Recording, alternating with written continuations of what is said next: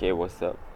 I've been playing with this idea that you can print thoughts into molecules and they actually become physical stuff, like a 3D printer, but just you're using your human faculties to create that, manifest that. And the funny thing is that it's like today I'm like 100% in the feeling and knowing that this works, and then this actually happened in my reality. Like for real. But then it doesn't usually happen, like it's not an everyday thing. You know what's an everyday thing? I order a coffee. So my subconscious is pre-entrained to expect for me to get the coffee when I order a coffee, and it never fails. And I just take that for granted. I believe it is real, and it is so. Now with this thing about like literally getting something that's physically not there to show up, it's not a big of a deal. The whole appearance of reality is created in this way, out of nothing, from the void, from the potentiality of the dreamer, of the consciousness of Brahman. Everything arises. So people who are actually trained to do these, like yogis and shamans, they can produce memorabilia. And I've never actually seen somebody else do that except these like street magicians on YouTube, but they might be using like mechanical tricks, not quantum sort of like really. But I know of certain stories and even people who received like gifts from yogis or shamans, whatever, that they just produce something, right? Like a little gem in the hand, and then it's a memorabilia gift for the visitors or something like this. And one of the most like famous contemporaries was Satya Sai Baba, I think. He was a last century Indian recognized spiritual teacher, and sort of famous, mostly famous for his tricks and these like magical manifestations. But then when you go on another level, and like these books like Mahabharata and Srimad Bhagavam and these like so historically these books are dated like, I don't know, anywhere from like 5,000 to 10,000 years ago. Now back in the day, what is described, and these books are not considered to be like folklore fantasy, but they're like historical records, more of like what actually happened. And these books, I read them from time to time, they sound like Dragon Ball X or Harry Potter, where the wizards are like having a fight or something, because they're having a fight, they're unleashing all kind of like supernatural powers and weapons. And so like these two guys like would be fighting, I don't know if it was like Arjun, this is like pre-Bhagavad Gita or post-Bhagavad Gita, historically, I don't know, but he would be fighting another guy, and then they manifest like 1,000 hands and 500 bows and arrows, and they shoot like 500 arrows at the same time on the other guy, and then the other guy unleashes a nuclear weapon like with a mantra, and then the first guy unleashes also a nuclear weapon, and then like they're just like Dragon Ball Z. And so it's funny thing, I'm kind of like oscillating within like a range of channels or frequencies or bandwidths in this game of life. So there is like this very light bandwidth when I'm in a really high frequency, where the body does not have any weight and I can just like also disappear. So this happened to me actually. So I would physically like my body would evaporate physically. Uh, and then I play in a dancer mode where stuff takes more time and there is more mental narrative and more complexity, so everything is kind of slowed down and more complicated. Now, because I oscillate between these bandwidths, right? So when I'm in a lower bandwidth, what people tell me is like, yeah, but like you're not from this planet, so you're used to like everything being like instant manifestation, and then like try to love 3D and like, you know, work for your money, and like things will be kind of like slower, but that's like the beauty of this like denser reality. So like kind of learn to appreciate it. And if I change my mindset, this is one thing that I'm like always manifesting, like a timeline shift or a script shift, where when I change the way I think about myself or reality or like what's possible, then reality instantly mirrors that. So if I would be like talking about these things like instant manifestation, because it also happened to me one time that like a mango was starting to like manifest out of nothing in my hand, and I freaked out because I was just also not expecting that at all. So it was like the first time I got a boner when I was like, I don't know, 5 years old, or whenever I noticed I had a boner when I was 11 or something, you know. It's a weird thing. Like this time I was in elementary school. I had this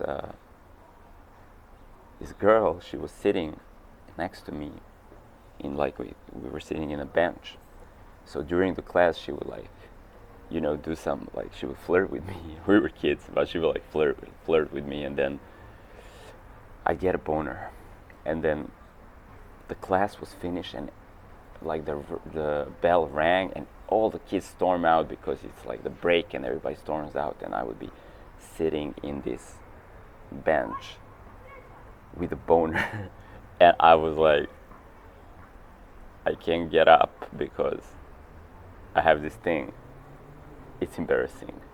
So I would just sit there and wait for the boner to go out so I can like, and you know, and it took me quite a while to get used to that reality that, you know, you just get, and then to stop caring and just like feel comfortable and natural around that, even if you're like, you know, naked around people or on a public transport or whatever. You know, it used to be a big deal in my mind if these sort of things happen, and so is like with the mango manifesting in my hand. But whenever I entertain that this is like the new reality, that things are just like there, then things are just there. But also, like when I turn the internet on and like I go on my phone or on YouTube or whatever, it's just people talking about, yeah, it's like the cave of Brahma, and you can manifest whatever you want, and this like technology, spiritual technology that has been, but now like people are like talking about like it's a thing. But then if I start doubting that as being like a default preset for the out, then my doubts are mirrored, and like I get a watered down version of that. Or if I think that that is not possible, and I should just like live a really 3D brick and mortar like moving things with my physical body, like building up muscle and just like, you know, busting walls, because there are many things, there are many ways you can explore this reality, and it's really so many layers in the bandwidth. So, you know, you can be the Hulk and you can walk through walls with the power of your body, which I experienced also when I was like having like intense Kundalini. That's another story, but like I was literally so physically, like I was endowed with this like power, and I was like, I'm kind of like skinny, sort of skinny, and I've always been light, and I never had like a muscle. I think I'm kind of fit because I do yoga and stuff, but like I was never really like uh, on the strength side of things. But like this time, I knew like I can like walk through walls. I can just bust walls with all this power. But it activated because it was like a Super Saiyan in Dragon Ball. It was like a fight mode. So I was amazed like how I can like wield all this power. I can literally like go crashing through a wall. But then there's another thing, like I'm totally calmed down, I'm relaxed, my body is like disappearing, like I'm starting to like be invisible around people. I'm pulling off this like yogic uh, things, and they're just happening naturally. I'm like not intending to like pull it off. It's just like, I don't know, I'm perhaps getting a little bit too much, or I'm just like doing a lot of meditation and getting too much into my meditation, and then these things occur. Their occurrences really that I'm just observing and describing. It wasn't like that I even like know how to do that. Like I don't know, like if I say like let's have a mango in my hand, then there's still like other things that I'm doing right now that don't allow me to really like just let flow into that. And I guess that at some point it's like, before I couldn't be driving a car and like making this video and talking to you because I needed my whole focus to like shift the gear and then drive the car and like observe the traffic. Now I can probably just drive a car and talk on the phone and drink a coffee and eat a sandwich at the same time with my 1,000 hands and shoot bows and arrows and this kind of stuff. But the thing is that like probably it would be then like sort of easy to like have mangoes appear on demand the same way that you're having a coffee, because you just get used to that. And I also don't necessarily think this is like a superpower. It's natural, but this human experience can be developed in a natural way, because magic is nature. It's the same thing. It's just like expanding your awareness and then being aware of different modes. All right. So I just feel that in the human experience you can develop your magic in so many ways.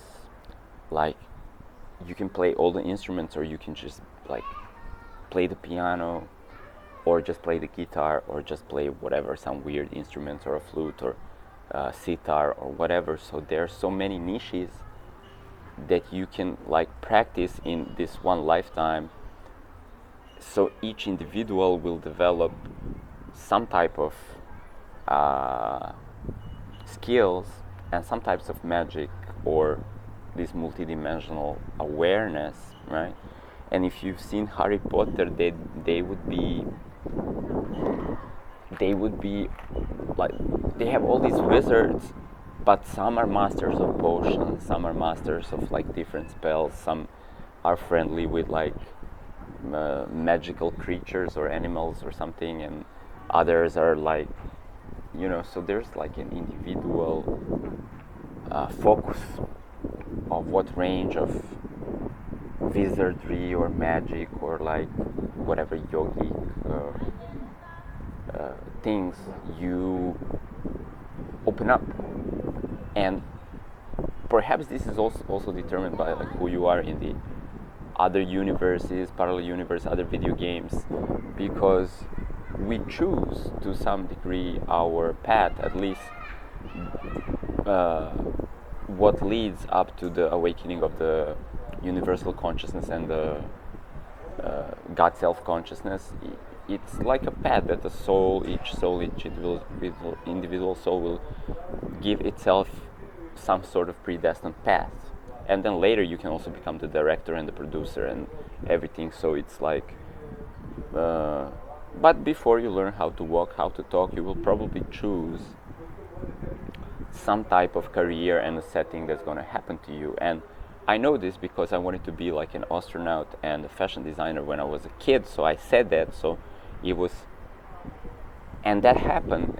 It was in my soul script. It was in my natal chart. It was in my chosen journey. At some point, then also I have unlocked more doors in the layers of consciousness, or all of the doors, if you will, but I still don't have time to go and like I'll unlock them, but I still don't have time to go and like check them out because there are a lot of doors. But then I understood I can also kind of choose and edit my mood board and my script and like kind of like wiggle around my path, or even take a totally different path, but that's like harder because you haven't trained before, so you'll just be like a beginner at something. So I'm mixing it up a bit. I'm taking like a little bit of my already like pre-existing skills, but then I'm also tapping into this parallel universe or past lives, if you will, or parallel lives, where I can download skills like in this quantum way. So in this way, actually, I learned this like many martial arts. I just got like a zip pack. I just downloaded like a torrent, and then I'm still like, if I kind of go in a flow state, like I can do like a lot of these kung fu styles, and it's not something that I consciously do. It's like downloaded into my subconscious. Jesus Christ, like it's lucky for me that like if things would get like fucked up, which I can also like change, quantum jump out of like some kind of like, I don't know, hostile situation or a car accident or whatever would kind of happen. Like I learned that you can also navigate yourself out of that script, out of that timeline, and just switch the timeline into a benign timeline, because it's only by choice and subscription that we go into any experience. So it's either like pre-subscribed. I have something on my eye. It's like, the fuck. Now I'm scratching it because like it's like skin there or something, because I burned my eye doing some shit. I don't know. It's like kind of annoying there. Anyway, like oh yeah. So, but I got martial arts back. So I'm not training that, and it kind of always feels like it's out of my way.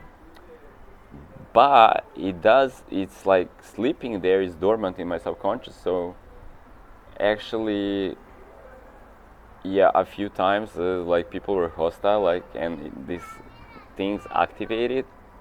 It wasn't so like, man, I got, because I didn't have any practice, I get really scared. I'm thinking I'm just like, my body's just gonna go and do maybe like a some kind of like that, like touch of death or something. I'm gonna put someone to sleep, or like I'm gonna kill them, or I don't know what I'm doing, right? So, but I just want to stay away from this like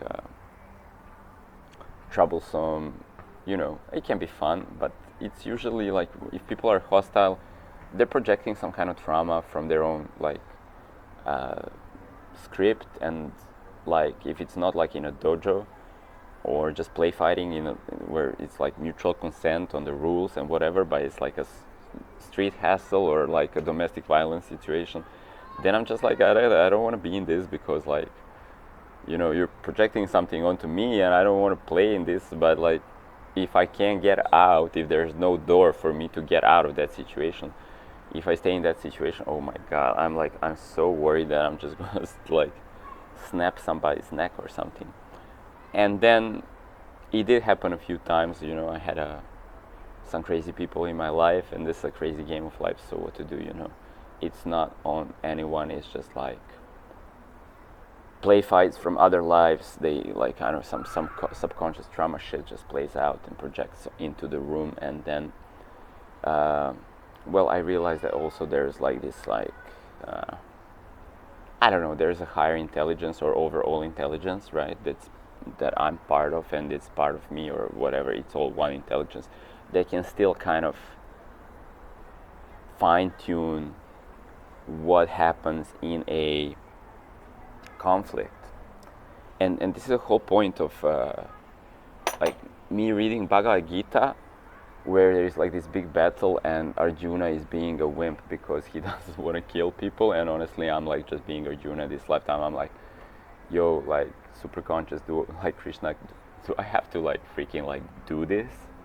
And fortunately, it's like, well, no, like Jovan, you don't have to do this. You have an open script, so you can do whatever you know. It's all consensual.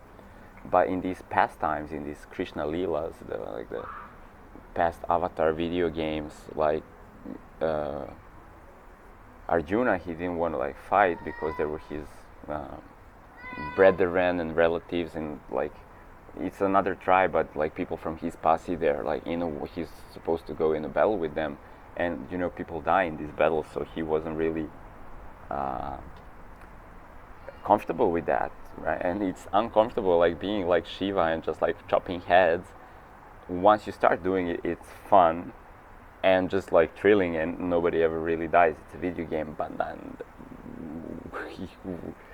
like emotionally, and it's like it's like probably, you know, I don't know, maybe like performance, musical performance on stage or something like this, sex, and like chopping heads is like the most turned up things that you can experience in this game.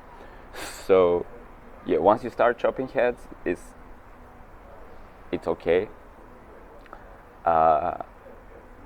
And like, but just like thinking about doing it, and then like somebody that you know and you like them, and then like you're in a war or whatever, you know, it's a complex thing to process.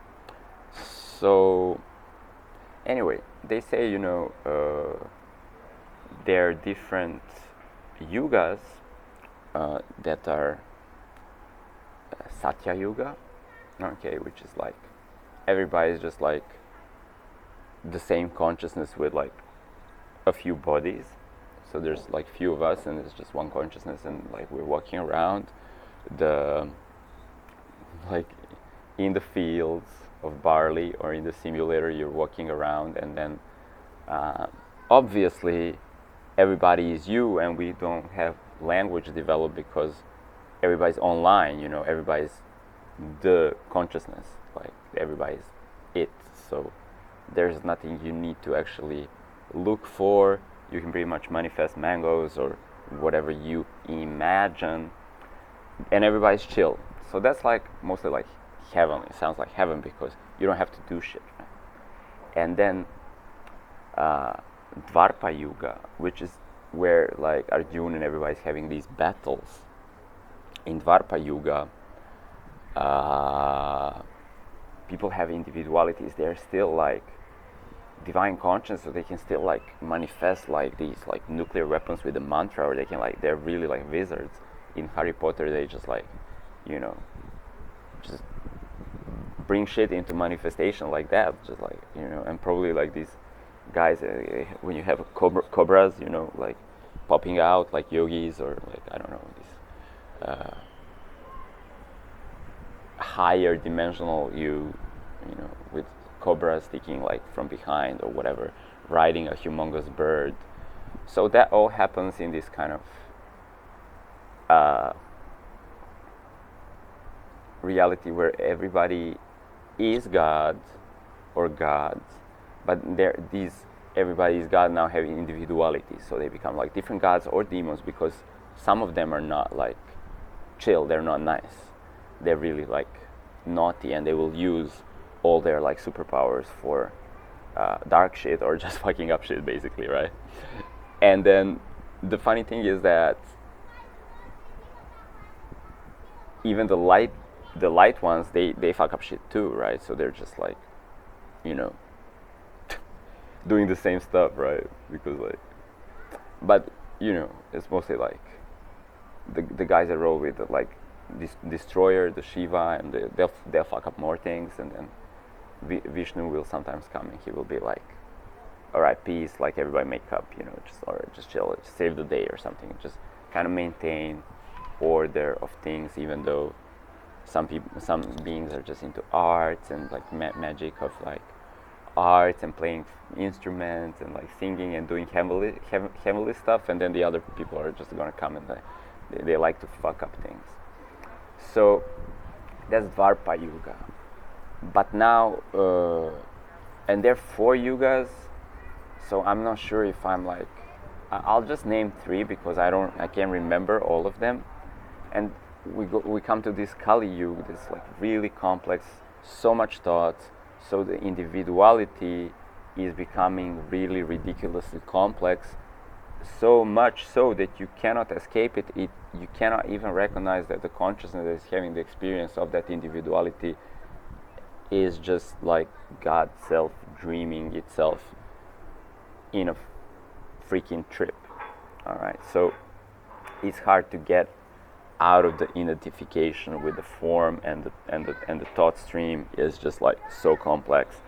So everybody's like in for a ride, and at this level of reality, you can't even like, you don't have any like divine powers, because so you have to make everything from literally from stone by hand and like sheer physical force, because you're totally immersed into this physical reality. Now, yugas, they are known to go around the clock, because we look at a time in a linear horizontal perspective of like there's a calendar and things are passing by, so we're like counting around the clock, we're counting days, we're counting months, years, and then days of Brahma and whatnot, these like yugas. But there's also like the bandwidth, right? Because like even if you're in Kali Yuga, you can jump bandwidths, and then where you're in the Satya Yuga. So by raising your frequency, basically, right? But then you have to not participate in the game that everybody's playing. So it's best to go on a mountain, right, and chill somewhere, because it's hard to get out of the mind, and especially when you in the society where everybody's just projecting more mental nonsense, like me talking for 27 minutes and 16 seconds right now. There's just so much content, and it's hard to get out of that content. So I definitely feel like in this day and age, like I've been through these bandwidths, and then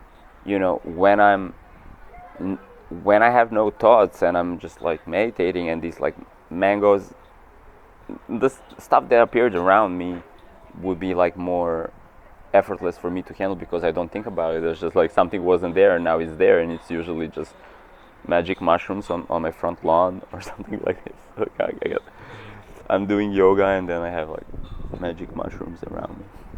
I'm like, okay, where did you come from, mushrooms? Did you just and then and you can see the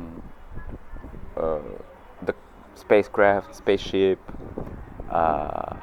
You can see people, higher selves or something, like different beings that are on another bandwidth, right? That actually have to have a human form to participate in this physical reality, because they're not physical. They're just like something, and some of these things like look like beings from, I don't know, Star Trek or whatever, like Star Wars and other movies, and some just look like weird like blob things, and or like Alien, Predator, and like some kind of scary stuff. So yeah, but I have to say about the scary beings, they just develop like scary looks, so they evolve like that, and they might be like in a more in a harder environment, right? So it's more like predatorial, and then they evolve scary, because that is how their form evolves. Their God consciousness, but just acting scary. Now, when you're on a level of maintaining your God consciousness, they are not harmful. But if they can catch you off guard, they will exploit you if they can, because is their way of like is their job, is their life, is their style, is how they roll. So you know, it's like, I don't know, like elementary school got you got the bully kid, and they're actually, you know, and they're actually like a nice human being, but they just like know one way that works. And so if you can go past that and like integrate that, learn from that, you'll find out they're like human like anybody else, but they're just like acting like in a way that makes you uncomfortable but makes you evolve what to do. So shifting bandwidth, right? And so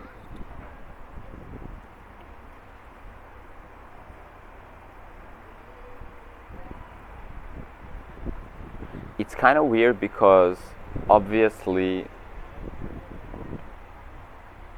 there is, I'm guessing from what I'm seeing and hearing when I talk to people and how they perceive reality, how they live their lives and make their choices, I think most people are in a linear, scientific, mechanical logic or just like a reality paradigm. So something needs to have like linguistic, linear, mechanical sense. My mom, she's this previous generation of people, obviously. So she's mostly convinced that things are fixed and that what she knows from experience will repeat itself indefinitely because it's just fixed like that, right? Something that happened, she expects that to happen all the time, but in the meantime, like, we're changing our, like, all the kids are quantum jumping because they're just changing their mind, and then they're nudging and shifting their reality experience to embody different qualities and remix these qualities and then change. And I mean, I'm like, so here's a simple one. I'm changing the weather, and that was like one of the things that I kind of got used to because it happened in the same way that all the other mangoes and like other happenings happened. But I was just like I was not obsessing about it. I was just like, well, if we're going out, can we have the rain turned off? And it worked, and then it worked like another 100 times, and then I just like turn on the sun or the rain. And then sometimes if I kind of like enjoy the rain, I like the rain, I don't have that thought, or I'm just like, oh, it's nice, it's raining, I might stay indoor or just walk out in the rain and just like feel the rain or whatever, right? But then it came to the point that I'm just like going out on a motorcycle and the rain starts falling like crazy rain, and I'm just like, have this single thought. I'm just like, stop, come on, like, I need to drive a like motorbike. And instantly it's like pouring rain, instantly no rain. I'm just like, okay, there's a timeline switch, right? And then I arrive with my motorcycle, and it just stops. The rain just starts as I walk into the building. It just starts pouring again. So I feel it's like every individual can even create their own little timeline, so you can sneak around what is happening in the mainstream like collective multiplayer game.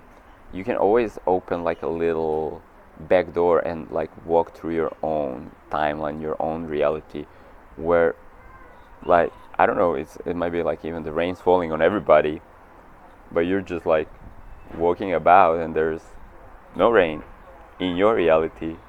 In the meantime, everybody else is having experience. Oh my God, we're wet. How are you not wet? It was like it's raining heavily. We just walked from here to there, and like everybody's wet. How are you not wet? I'm like, I didn't notice the rain. Have you guys like noticed the rain? I haven't noticed any rain. And this happened for so many things, like for pandemic. I kind of like shifted this restaurant not to close, and like I didn't want to have pandemic, so I just created a timeline where there's no pandemic. But then I would see a mate, and he was like, it's a pity like this like cafe or restaurant where we like every day it was closed for 3 weeks. I'm like, yo, I was in a cafe every day. What, like, it wasn't closed, like I was there. He's like, I was like passing down the street like for 3 weeks. It was closed due to pandemic. I'm like, all right, whatever you believe apparently becomes true. But see, this is like the mainstream narrative is still something that even magical people take for granted. So it's like, okay, this is what is happening, right?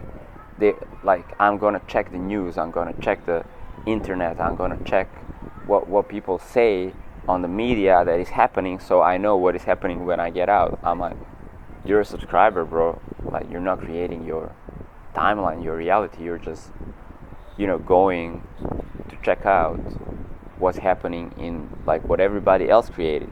So nothing wrong with that, because it's entertaining as fuck, right? If you enjoy it. Or doesn't have to be, because you can literally select what you want to play. And the beautiful thing about this Super Nintendo Universe console simulator is that it has to render out everything for everyone. So Universe, or like the simulator, has to work out the way that each individual and the multiplayer, like everyone together, experience everything that I ask for.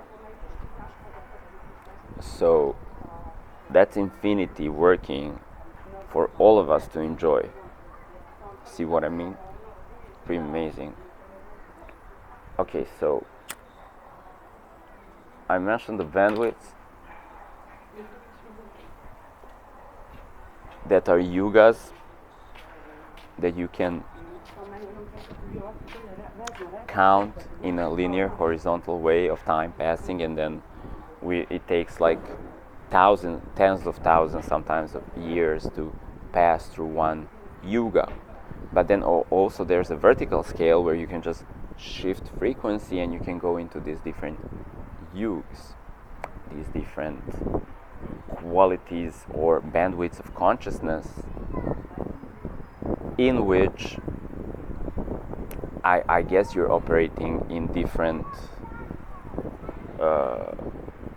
you must be operating in different koshas or different like subtle bodies, because if you're Kali Yuga, you're locked down in a physical reality, but in this like Dvarpa or Satya Yuga, you're just like in a causal body, I guess, because you're causing the reality to shapeshift and objects to manifest in front of you. So I'd say dominantly, or right now, I'm experiencing physical reality a lot because I'm eating food, I'm like touching people, and then emotional and mental also realities are really something. We have the lingo, we have the discourse, we have so many things we can chat about, and that's interesting. Emotionally, we can sing and dance and like emotionally connect to different people. And then there's also this just shaping the causal layer, shaping or deleting or projecting thought patterns, emotional waves, and physical objects out of nothing into something, because this is the way the universe works. And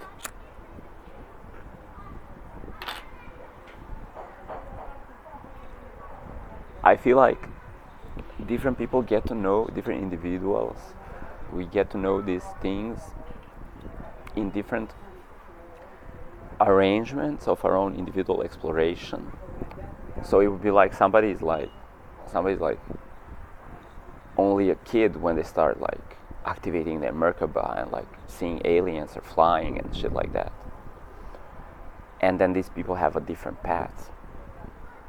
And somebody else like awakens when they're like teenager, or they're 20 or they're 30 or later in life, and it's just like a different preset that each soul chooses for their own evolutionary path, because in the beginning, in the end, everybody's the same thing.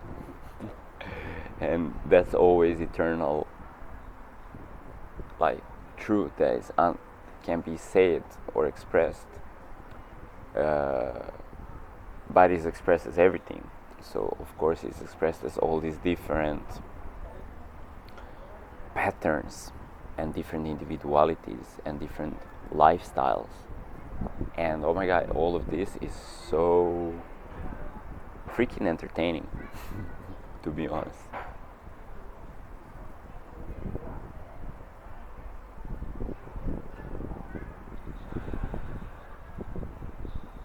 I think that's about the end of this transmission. I'm gonna chill here and smoke my cigarette. May you have a wondrous exploration of possibilities that this beautiful reality has to offer. If you're down to have a meditation / wizard mentorship one-on-one with me, holla at me.